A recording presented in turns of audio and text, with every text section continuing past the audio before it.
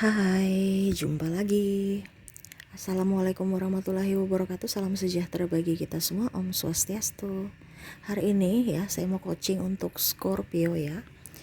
Dimana tema kita dari pertanyaan subscriber, hubungan toksik bersama narsistik. Bagaimana supaya kita keluar dari hubungan itu? Ya, ataukah nanti bagaimana supaya hidup kita jauh lebih baik dan lebih bahagia dari artinya keluar dari kehidupan orang toksik ya. Oke, dan di sini saya coaching ya. Jadi kalau ada beberapa subscriber yang bertanya, Kak Ica, kenapa gelap? Ya, memang saya bukan jual gambar, tidak seperti di meja readingan. Ya, saya sekarang tidak di meja readingan, jadi saya tidak coach. Saya di sini coaching, saya bukan baca tarot ya. Saya tidak reading saat ini karena situasi dan kondisi tidak memungkinkan, tempatnya juga kurang, tetapi saya terpanggil untuk mencerahkan ya, memberikan pencerahan untuk dirimu sehingga saya mau menjawab pertanyaan dari subscriber tentang materi narsistik ya. Semoga kalian tetap bisa terhibur dan bisa coachingan ini bisa bermanfaat ya. Kenapa? Karena coaching biasa berbayar ya, saya kasih kalian gratis dan semoga manfaat ilmunya ya, edukasi ini bisa kalian terapkan, bukan hanya sekedar didengarkan ya. Oke, tetapi sebelum kita mulai, jangan lupa di like, komen, subscribe channel Ica Tarot dan Ica Tarot WS Indo supaya ke depan saya bisa lebih bersemangat untuk membacakan readingan-readingan di hari-hari berikutnya untuk kalian. Dan jangan percaya 100% tarot, ini hanya sebuah games. Kalian tetap harus selalu berserah kepada Sang Pencipta ya. Dan walaupun ini hanya sebuah games, memang bukan games biasa, melainkan games menyerap energi, sehingga saya minta kepada kalian untuk bisa lebih bijaksana dalam menyikapi readingan yang akan saya bacakan nanti. Yang baiknya bisa diambil, buruknya diabaikan aja, dibuang aja, ataupun bisa kamu pakai untuk mengintrospeksi diri kamu, ataupun bisa kamu pakai untuk mencari solusi dari permasalahan yang kamu hadapi. Dan kalaupun kalian ingin personal reading, coaching, dan konsultasi, bisa menghubungi saya. Saya sudah sematkan link WA saya di deskripsi, bisa menghubungi saya dan itu berbayar. Dan kalaupun juga kalian ingin mendengarkan readingan lainnya, baik karir, keuangan, percintaan, ataupun games-games lainnya, bisa langsung ke playlist. Semua sudah tertera di situ, tinggal kamu lihat, pilih, dan bisa kalian dengarkan. Oke,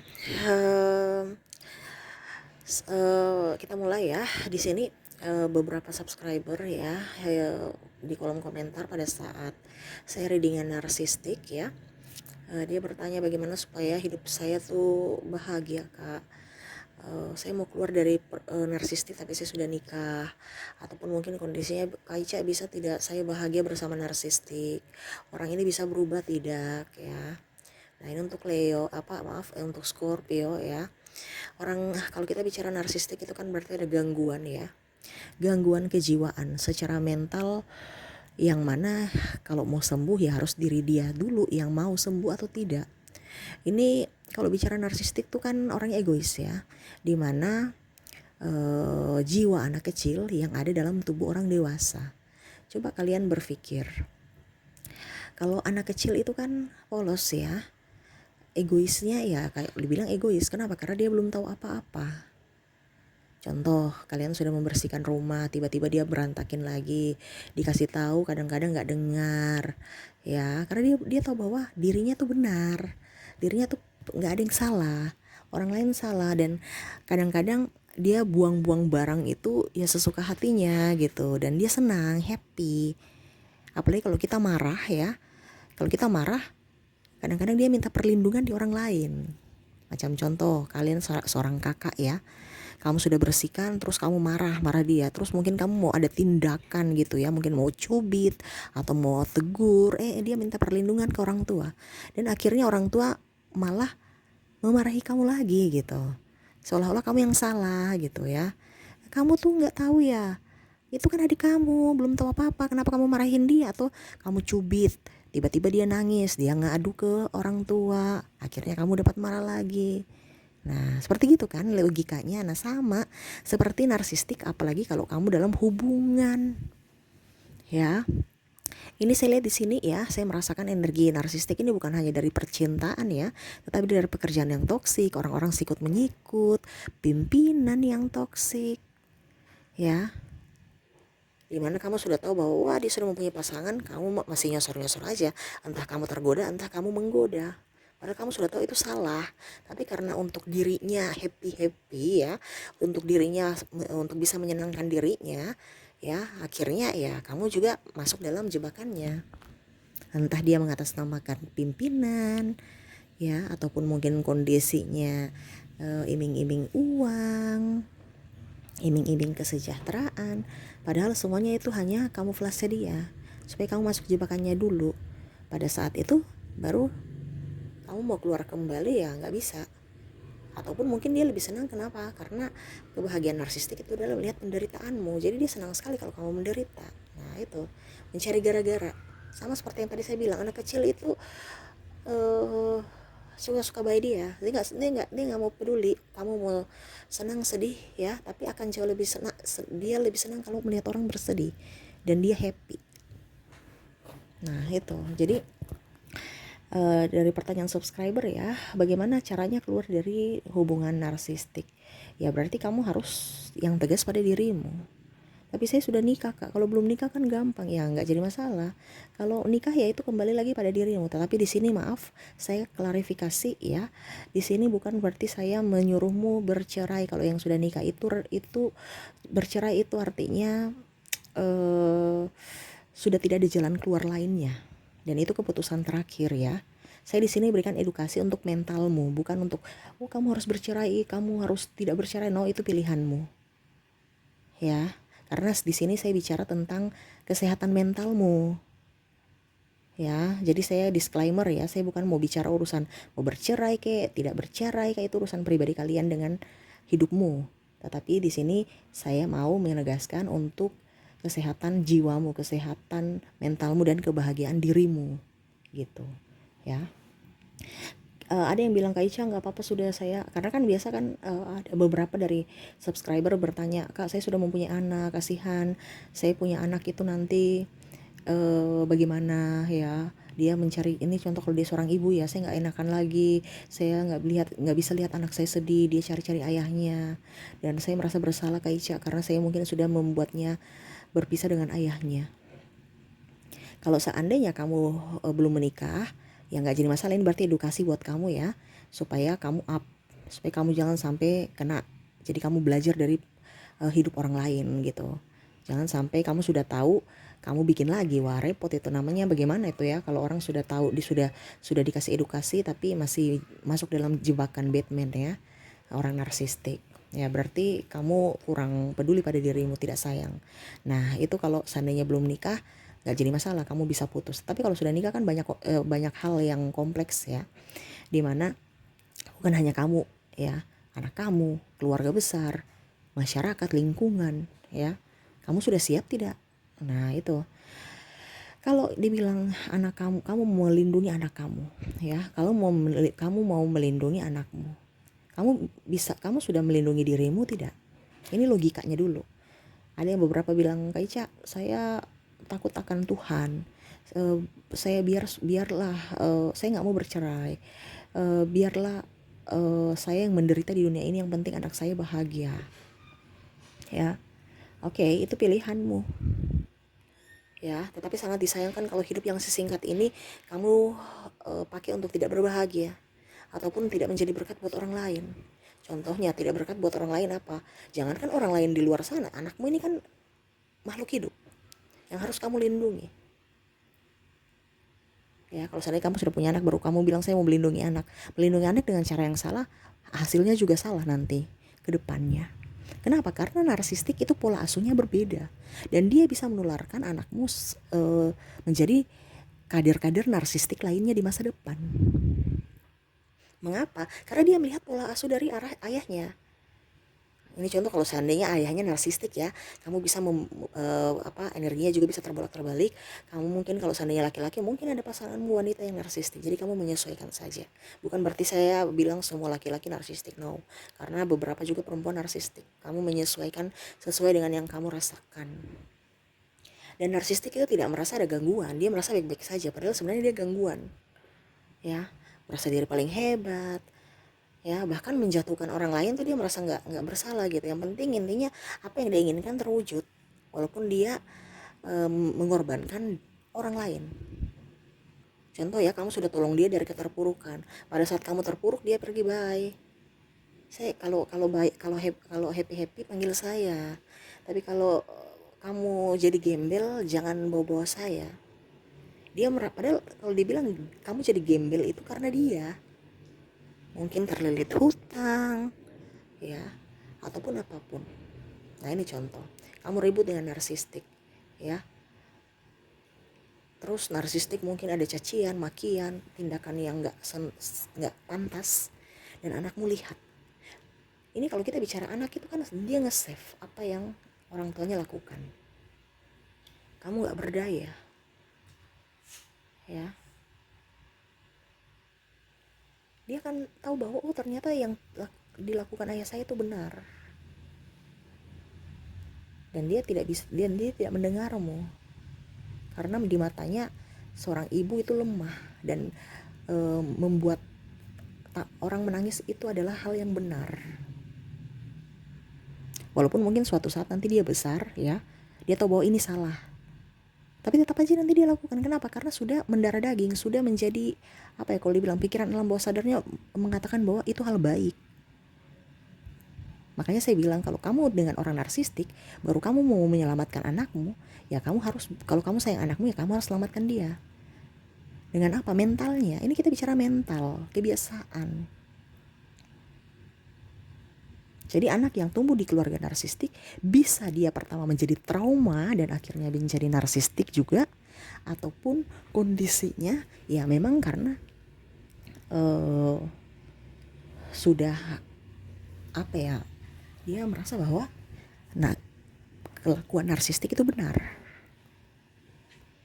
Jadi seperti gitu, kamu yang harus mempunyai tindakan bahwa oh nah ini salah dan nggak boleh begitu. Bagaimana dia mau mendengarmu, mendidikmu, ya, kalau narsistik mempengaruhinya? Nggak bisa. Makanya saya bilang kalau kamu di circle orang toksik, ya kamu bisa menjadi toksik untuk diri orang lain dan untuk dirimu sendiri. Karena virus terbawa.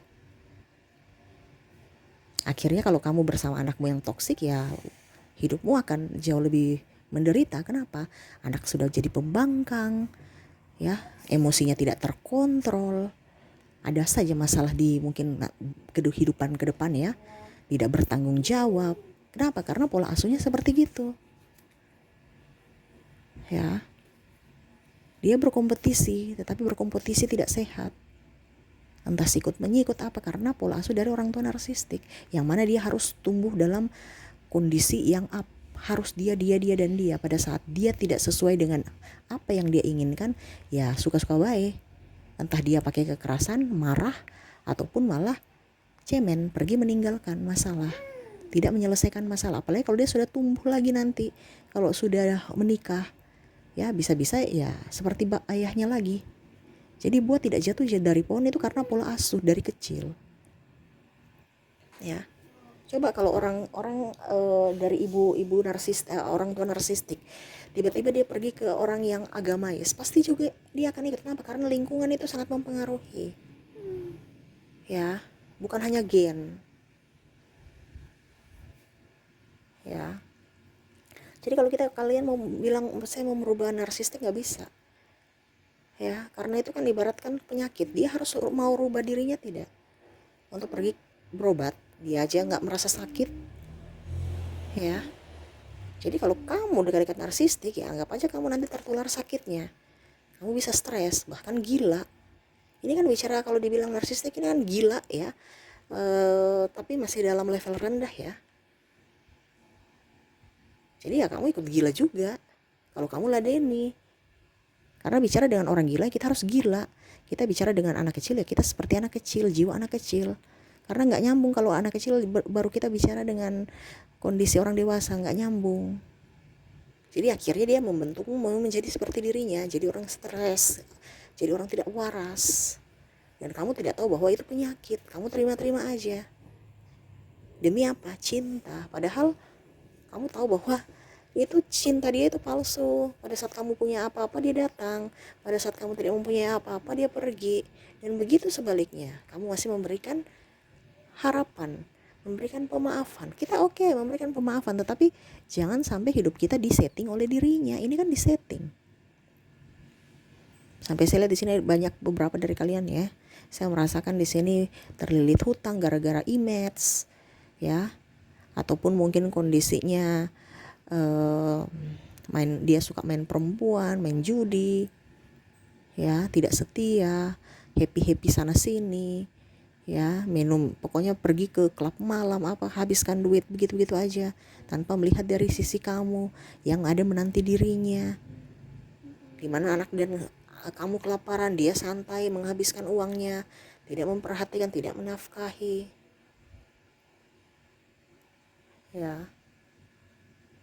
Kamu yang harus tegas pada dirimu. Kenapa? Karena ya dirimu ini kan jiwa.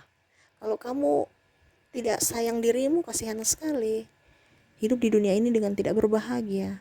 Bukan berarti saya suruh kamu berpisah, karena ada beberapa juga yang bilang sama saya ya, Kak Ica nggak apa-apa, saya nggak berpisah, hubungan digantung aja, yang penting saya urus diriku dan anakku, dia urus dirinya sendiri, saya sudah nggak peduli. Ya terserah, itu kan saya bicara secara mentalmu. Kalau memang itu menurutmu yang terbaik ya silahkan.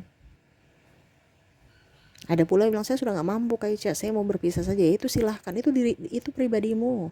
Saya di sini cuma bilang kalau kamu memang mengambil keputusan, jangan pernah keputusan itu kamu merasa bersalah. Selama keputusan yang kamu ambil dan kamu masih merasa bersalah dalam dirimu, berarti itu ada yang salah. Berarti hati dan pikiranmu tuh tidak sinkron. Ibaratkan logikamu mau oke, itu begitu, tapi hatimu menerima tidak. Berarti ada pikiran alam bawah sadar atau jiwamu itu tidak menerima keputusan yang kamu ambil. Makanya saya bilang kalau memang kamu mengambil keputusan berpisah dan kamu merasa bahwa itu keputusan yang baik buat saya tidak pernah merasa menyesal, berarti ambillah, itu sudah sejalan dengan hatimu dan itu yang benar. Tetapi kalau kamu masih, hatimu masih aduh nanti gimana ya, saya begini, saya begini, jangan dulu. Makanya saya bilang mengambil keputusan itu harus mental kamu siap dulu, apalagi kalau kita bicara bercerai ya. Nah gitu, jadi jangan sampai karena ego tidak nyaman akhirnya kamu mengambil keputusan bercerai aja. Selain di mata Tuhan salah, ya, kasihan penjat apa ya kalau dibilang orang bully kamu itu, kamu siap tidak dibully. Karena kalau kita siap secara mental, kita mau dibully apapun kita tetap tenang aja. Tapi kalau orang tidak siap secara mental, orang bully ini kan dalam artian kamu janda ya, itu kan langsung tersinggung. Kamu duda ya, langsung tersinggung. Oh, kamu lari dari tanggung jawabmu ya, makanya kamu diceraikan istrimu. Itu kamu langsung tersinggung. Nah itu kamu sudah siap tidak judge orang yang dalam tanda kutip penghakiman yang belum tentu dia tahu apa yang sebenarnya terjadi. Karena dia tidak mengalami apa yang kamu alami. Nah ini makanya saya bilang harus kuat juga mentalmu. Kesiapan mentalmu perlu, baru kamu ambil keputusan. Bukan hanya langsung, oke, saya nggak tahan, saya mau cerai. Nah itu ya, kamu bertanya, ada beberapa bertanya, Kak Ica, dia bisa sembuh tidak? Dan dia bisa berubah tidak? Nggak bisa. Ini orang stres, orang tidak waras. Yang bisanya, kamunya yang ikut dia, nggak waras. Akhirnya kamu sakit juga, nggak bisa sembuh lagi nanti. Ya. Lucu kan? Tapi memang seperti gitu. Ya, selalu menyalahkan diri orang lain, dia selalu benar. Di matanya dia nggak pernah salah, di matamu selalu saja salah. Maksudnya di matanya kamu itu selalu salah gitu. Kamu kerja ini salah, kerja itu salah. Tapi kalau dia wah benar. Contoh kalau dalam mendidik anak hebat, wah itu kan anak saya ya. Jadi dia merasa bahwa pola didik, pola asuhnya sudah benar. Tapi kalau anaknya yang salah, itu gara-gara si Scorpio manjakan. Jadi kalau kamu manjakan, dia bilang didikan tidak baik. Nanti kalau kamu marah ya, mungkin ada sesuatu yang kamu tegur, tiba-tiba anak kamu marah, langsung dia bilang itu Scorpio jahat, tinggal marah-marah anaknya. Jadi kamu nanti bingung ya, saya harus berbuat apa? Saya manjakan anak saya salah, saya biarkan juga salah, terus saya tegur salah, saya diam saja salah. Terus apa yang harus saya lakukan? Itu yang saya bilang, kamu akan jadi gila. Karena apa yang kamu lakukan selalu salah di matanya. Dan itu yang akan membuat anakmu menjadi karakter yang egois. Secara tidak langsung dia melihat bahwa oh ternyata menyalahkan orang dan marah-marah itu baik. Karena secara tidak langsung membentuk karakter dia dari kecil. Apalagi kalau dalam kandungan sudah bentrok ya dengan narsistik, ada beberapa anaknya akhirnya lahir juga punya kepahitan dalam diri. Ya, karena pada dalam kandungan dia sudah merasakan itu bahwa orang tua saya sedih, saya tidak diinginkan. Ya, makanya hati-hati kalau ada istri kamu ya hamil ya jangan sakiti dia, kasihan. Kenapa? Karena janin itu bisa merasakan. Nah gitu ya, jadi harus bisa mengambil sikap. Terus apalagi yang kemarin ada beberapa subscriber bertanya, terus langkah apa yang kita ambil? Ya langkah apa yang dari hatimu? Kamu berpisah silahkan, begitu-begitu juga ya silahkan. Sesuai yang tadi saya bilang, selama kamu merasa bahwa dirimu baik-baik saja dan kuat, silahkan. Tetapi kalau belum kuat ya jangan. Ya, karena kita bicara ini kan belum tentu dari keluarga. Keluarga mungkin ada yang pro dan kontra. Kamu bisa tidak? Karena ada beberapa juga ya, dia sudah nggak kuat dengan narsistik, tapi dia juga nggak kuat secara penghakiman dari publik. Terus apa yang saya harus lakukan, Kak Ica? Ya diam aja. Mungkin kamu dalam artian nggak usah terlalu tidak usah terlalu ini narsistik ya kalau dibilang digubris ya. Karena semakin kamu gubris semakin dia berkoar-koar mencari pembenaran di publik. Diam aja dan kamu circle-nya jauh dari dia. Mungkin kamu pisah rumah ya. Seperti gitu. Harus kalau kamu belum siap ya jaga jarak aja dulu.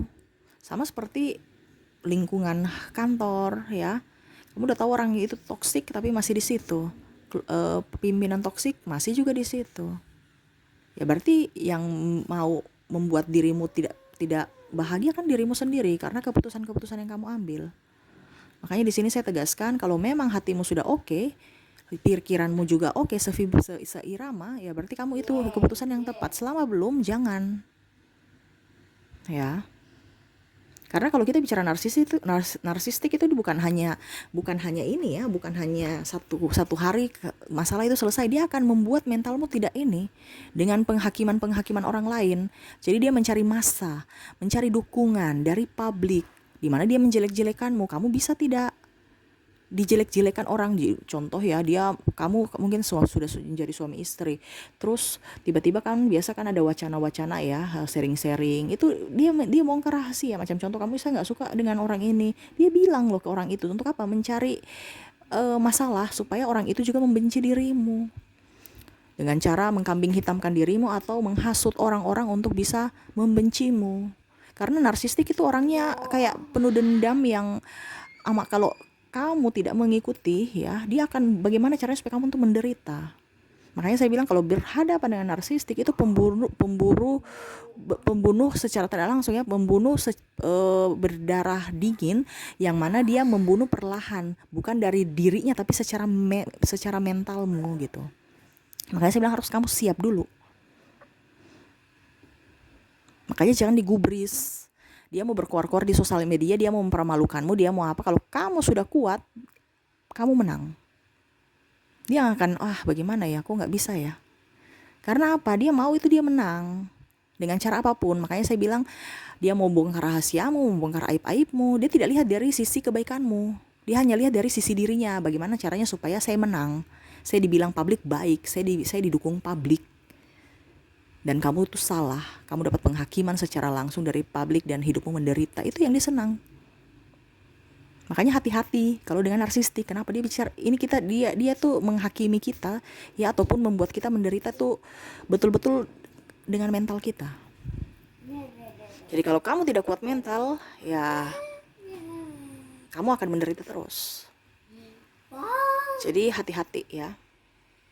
Jadi seperti gitu. Kalau dibilang sembuh, no, ya itu lama mungkin semesta yang harus menegurnya, bukan manusia. Karena apa? Kalau orang narsistik mau orang tuanya kek, mau kamu kek, mau siapa kek, dia gak akan dengar. Kenapa? Karena dia merasa dirinya paling benar. Dia merasa bahwa apa yang kamu orang ucapkan itu penjudge buat dia, dan dia nggak mendengar. Jadi nggak bisa. Kamu yang harus mengambil keputusan untuk dirimu sendiri. Dan jangan berharap dia akan datang untuk membahagiakanmu. Yang bisa membahagiakanmu adalah dirimu sendiri, bukan dari dirinya. Jadi orang-orang yang masih bucin-bucin sama narsistik, wah sangat disayangkan. Kamu masuk jeratannya. Kamu menjadi seorang pembantu ya untuk dirinya, melayani dirinya.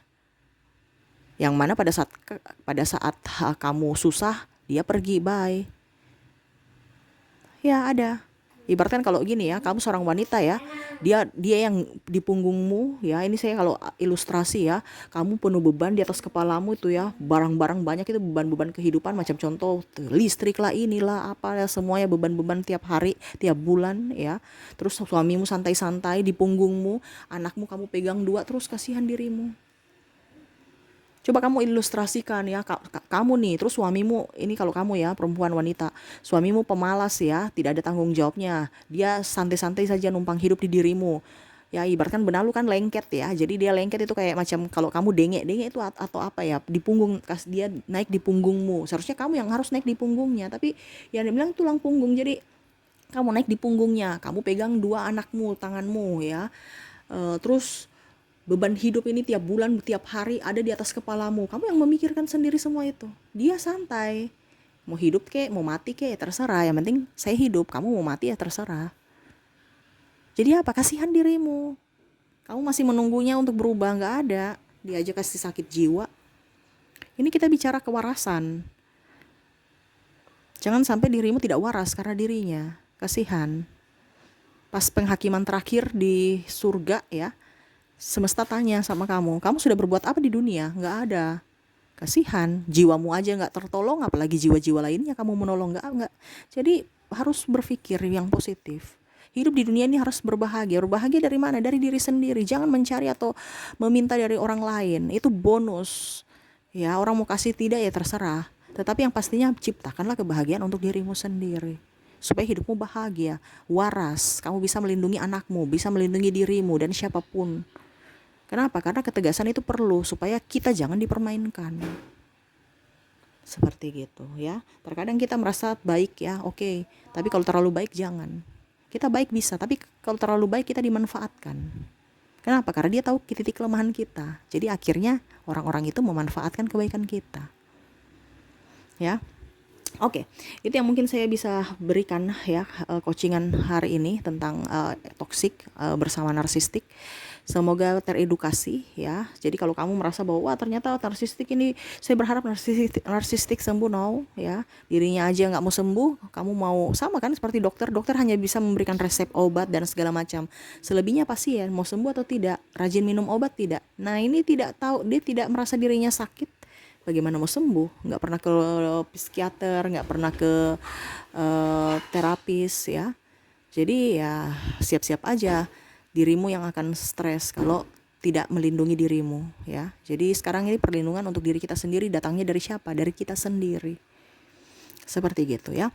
Oke, mungkin itu yang bisa saya coachingkan hari ini ya. Semoga resonate dan bermanfaat ya.